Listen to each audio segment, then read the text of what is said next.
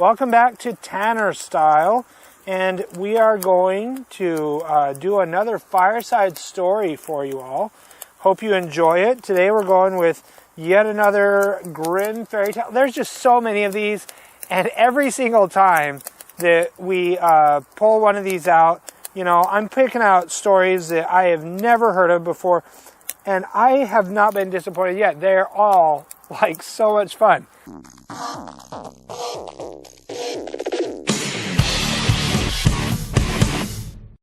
This is Trusty John. There was once on a time an old king who was ill, and thought to himself, I am lying on what must be my deathbed. Then said he, tell Faithful John to come to me. Faithful John was his favorite servant, and was so called because he had for his whole life long been so true to him. When therefore he came beside the king said to him, Most faithful John, I feel my end is approaching, and have no anxiety except about my son. He is still of tender age, and cannot always know how to guide himself. If thou dost not promise me to teach him everything that he ought to know, and to be his foster father, I cannot close my eyes in peace.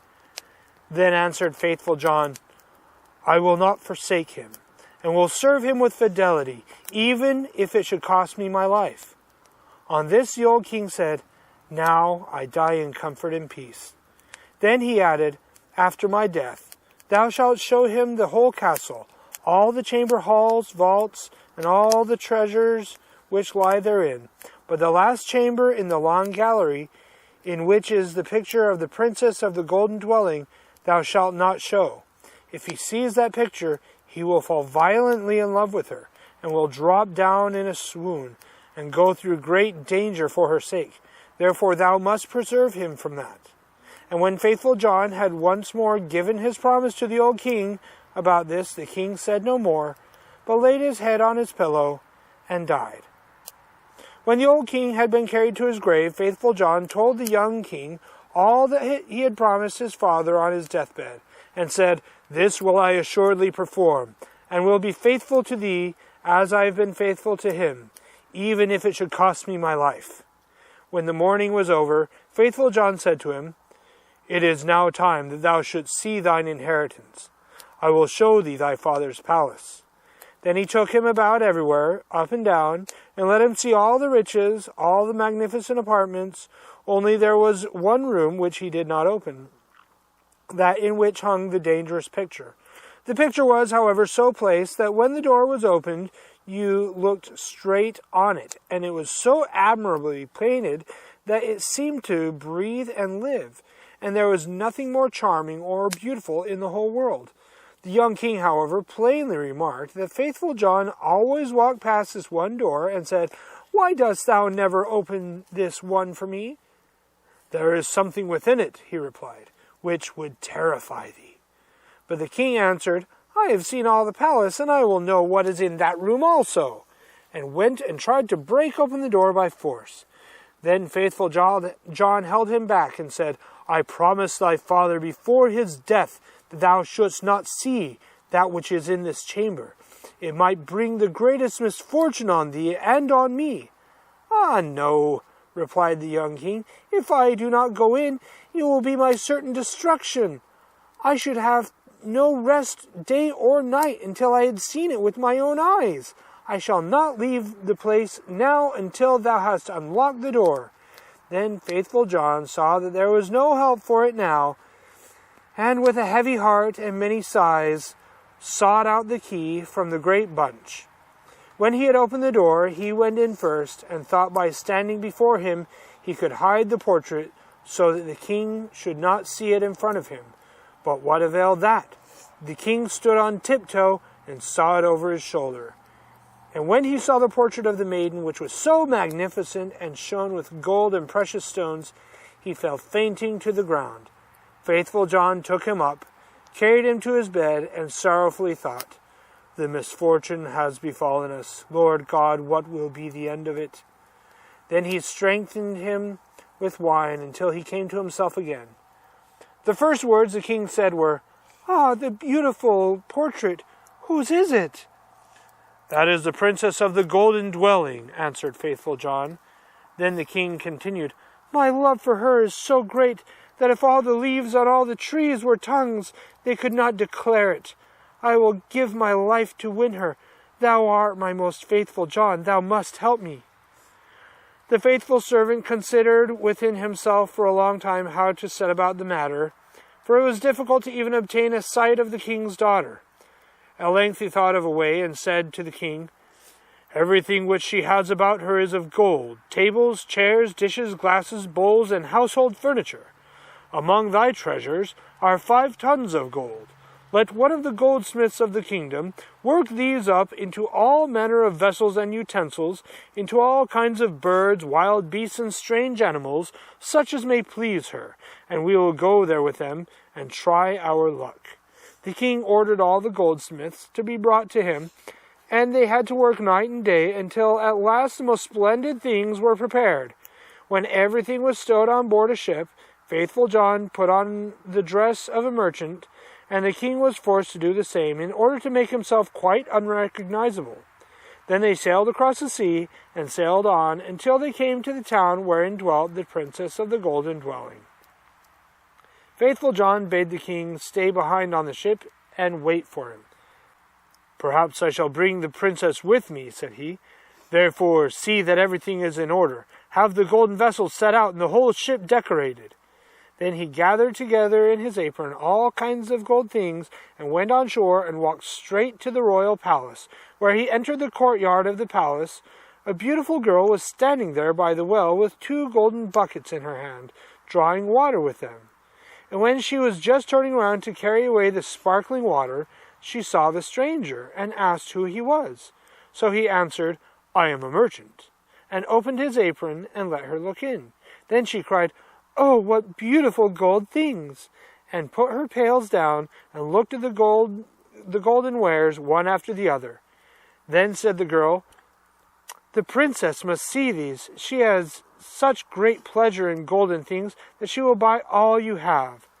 She took him by the hand and led him upstairs, for she was the waiting maid. When the king's daughter saw the wares, she was quite delighted, and said, "They are so beautifully worked that I will buy them all of thee." But faithful John said, "I am only the servant of a rich merchant. The things I have here are not to be compared with those my master has on his ship. They are the most beautiful and valuable things that have ever been made in gold." She wanted to have everything brought to her there, but he said, "There are so many of them that it would take a great many days to do that, and so many rooms would be required to exhibit them that your house is not big enough." Then her curiosity and longing were still more excited, until at last she said, "Conduct me to this ship. I will go there myself, and behold the treasures of thine master." On this, faithful John was quite delighted, and led her to the ship. And when the king saw her, he perceived that her beauty was even greater than the picture had represented it to be, and thought no other than his heart would burst in twain. Then she got into the ship, and the king led her within. Faithful John, however, remained behind with the pilot, and ordered the ship to be pushed off, saying, "Set it all sail, till it fly like a bird in air." Within, however, the king showed her the golden vessels, every one of them, also the wild beasts and strange animals. Many hours went by while she was seeing everything, and in her delight she did not observe that the ship was sailing away. After she had looked at the last, she thanked the merchant and wanted to go home. But when she came to the side of the ship, she saw that it was on the deep sea far from land, hurrying onwards with all sails set. "Ah," cried she in alarm, "I am betrayed! I am carried away and have fallen into the power of a merchant! I would die rather!" The king, however, seized her hand and said, "I am not a merchant, I am a king, and of no meaner origin than thou art. And if I have carried thee away with subtlety, that has come to pass because of my exceeding great love for thee. The first time that I looked on thy portrait, I fell fainting to the ground." When she was confronted, and her heart was inclined unto him, so that she willingly consented to be his wife. It so happened, however, while they were sailing onwards over the deep sea, that faithful John, who was sitting on the forward part of the vessel, making music, saw 3 ravens in the air, which came flying towards them. On this he stopped playing and listened to what they were saying to each other, for that he well understood. One cried, "Oh, there he is carrying home the princess of the golden dwelling." "Yes," replied the second, "but he has not got her yet." Said the third, "But he has got her. She is sitting beside him in the ship." Then the first began again, and cried, "What good will that do him? When they reach land, a chestnut horse will leap forward to meet him, and the prince will want to mount it. But if he does that, it will run away with him, and rise up in the air with him, and he will never see its maiden more." Spake the second, "But is there no escape?" "Oh, yes, if anyone else gets on it swiftly, and takes out the pistol which must be in its holster, and shoots the horse dead with it, the young king is saved. But who knows that? And whosoever does know it, and tells it to him, will be turned to stone from the toe to the knee." Then said the second, "I know more than that. Even if the horse be killed, the young king will still not keep his bride. When they go into the castle together, a wrought bridal garment will be lying there in a dish, looking as if it were woven of gold and silver. It is, however, nothing but sulphur and pitch, and if he put it on, it will burn him to the very bone and marrow." Said the third, "Is there no escape at all?" "Oh, yes," replied the second. "If anyone with gloves on seizes the garment and throws it into the fire and burns it, the young king will be saved. But what avails that? Whosoever knows it and tells it to him, half his body will become stone from the knee to the heart." Then said the third, "I know still more. Even if the bridal garment be burnt, the young king will still not have his bride. After the wedding, when the dancing begins and the young queen is dancing, she will suddenly turn pale and fall down as if dead. And if someone does not lift her up and draw 3 drops of blood from her right breast and spit them out again, she will die. But if anyone who knows that were to declare it, he would become stone from the crown of his head to the sole of his foot." When the ravens had spoken of this together, they flew onwards, and faithful John had well understood everything. But from that time forth he became quiet and sad. For if he concealed what he had heard from his master, the latter would be unfortunate. And if he discovered it to him, he himself must sacrifice his life. At length, however, he said to himself, "I will save my master, even if it bring destruction on myself." When therefore they came to shore, all happened as had been foretold by the ravens, and a magnificent chestnut horse sprang forward. "Good," said the king, "he shall carry me to my palace," and was about to mount it when faithful John got before him, jumped quickly on it, drew the pistol out of the holster, and shot the horse. Then the other attendants of the king, who after all were not very fond of faithful John, cried, "How shameful to kill the beautiful animal that was to have carried the king to his palace!" But the king said, "Hold your peace and leave him alone. He is my most faithful John. Who knows what may be the good of that?" Then they went to the palace, and in the hall there stood a dish, and there lay the bridal garment, looking no otherwise than if it were made of gold and silver. The young king went towards it, and was about to take hold of it, but faithful John pushed him away, seized it with gloves on, carried it quickly to the fire, and burnt it. The other attendants again began to murmur, and said, "Behold, even now he is burning the king's bridal garment." But the young king said, "Who knows what good he may have done? Leave him alone. He is my most faithful John." And now the wedding was solemnized. The dance began, and the bride also took part in it. Then faithful John was watchful, and looked into her face, and suddenly she turned pale and fell to the ground as if she were dead. On this he ran hastily to her, lifted her up, and bore her into a chamber. Then he laid her down, and knelt and sucked the 3 drops of blood from her right breast, and spat them out. Immediately she breathed again, and recovered herself, but the young king had seen this, and being ignorant of why faithful John had done it, was angry, and cried, "Throw him into a dungeon." Next morning faithful John was condemned, and led to the gallows. And when he stood on high, was about to be executed, he said, "Every one who has to die is permitted before his end to make one last speech. May I too claim the right?" "Yes," answered the king, "it shall be granted unto thee." Then said faithful John, I am unjustly condemned, and have always been true to thee. And he related how he had hearkened to the conversation of the ravens when on the sea, and how he had been obliged to do all these things in order to save his master. Then cried the king, O my most faithful John, pardon, pardon, bring him down. But as faithful John spoke the last word, he had fallen down lifeless and become a stone. Thereupon the king and the queen suffered great anguish, and the king said, Ah, how ill I have requited great fidelity, and ordered the stone figure to be taken up and placed in his bedroom beside his bed. And as often as he looked on it, he wept and said, Ah, if I could bring thee to life again, my most faithful John. Some time passed, and the queen bore twins, 2 sons who grew fast and were delight. Once, when the queen was at church, and the 2 children were sitting playing beside their father, the latter, full of grief, again looked at the stone figure, sighed, and said, Ah, if I could but bring thee to life again, my most faithful John.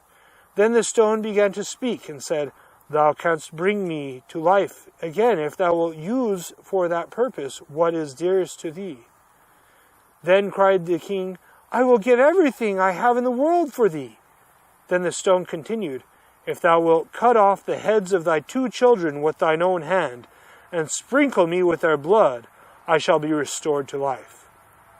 The king was terrified when he heard that he himself must kill his dearest children, but he thought of faithful John's great fidelity, and how he had died for him, and drew his sword, and with his own hand cut off the children's heads.